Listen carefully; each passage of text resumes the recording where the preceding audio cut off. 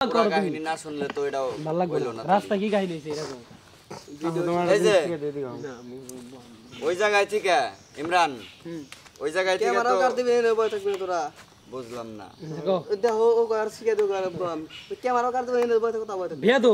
এরপরে তুই উড়িস আর আমি বহি। তাতে বাল ছিড়ে গেল না ক্যামেরার সাথে কাট দেখে কাটতে সময় নাই কিন্তু বয়স থাকবে এই বেলাল কথা বলছ না পারে ওই আর কথা গেছে উমরা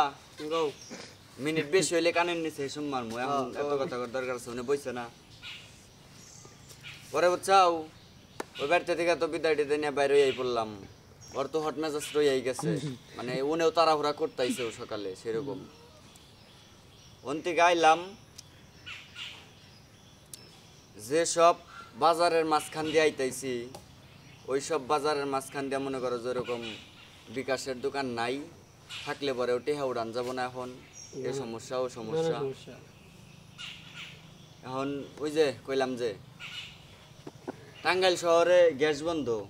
সিএনজি তো চলেই না সিএনজি চলে এই যে 100 টাকার ভাড়া একজনের 150 করে এখন ওইটুকু থেকে ওইটুকুতে এবার গেলে লাগবো 300 টাকা বুঝছো হ্যাঁ তাহলে আমি এখন মুশকিলে পড়লাম না এখন আমার উপায়টা কি সমস্যা আরে কইলাম যে আপনি তো সব সময় আসলে বেশি বুঝেন আপনি আসলে কোনো কিছু বুঝেন না বুঝেন কম বেশি করেন তো আপনার কি কম হয়ে যায় এখন জামু কিবা করে উপায় কি এখন কোন হেসম কি কোন মানে এটাই বললো আর ভিতরে হুট কইরা টাক গাড়ি খাড়া করাইলো ওই যে জ্যাক গাড়ি আছে না বড় পিকআপ বড় কোনা জ্যাক এই জ্যাকটা খাড়া করাইলো কই ওস্তাদ খারান খারান খারান খাড়া করাইলো